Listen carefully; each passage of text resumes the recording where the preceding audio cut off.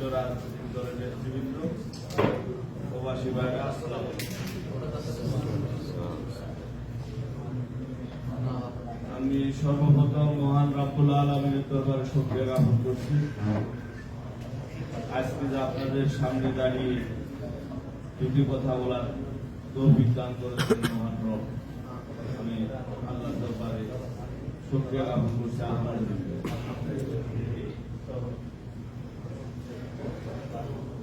আজকের ওই অনুষ্ঠান যারা আয়োজন করেছেন, কষ্ট করে আমাদেরকে কথা বলার সুযোগ করে দিয়েছে, তাদেরকে আমি আমার ব্যক্তিগত পক্ষ থেকে আন্তরিক অভিনন্দন। যারা এই অনুষ্ঠানে উপস্থিত হয়ে অনুষ্ঠানকে সফল করার জন্য সহযোগিতা করেছে, দীর্ঘক্ষণ কষ্ট করে বসে আছেন, তাদের সকলের প্রতিও আমি আমার ব্যক্তিগত পক্ষ থেকে আন্তরিক অভিনন্দন এবং শুভেচ্ছা জানাচ্ছি।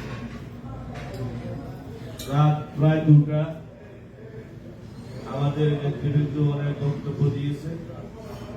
বক্তব্য দিতে গেলে তো অনেক লম্বা সময় নিয়ে বক্তব্য দিতে হয়, সুতরাং অনেক লম্বা বক্তব্য না দিয়ে আমি 2-1টি কথা বলে আমার বক্তব্য শেষ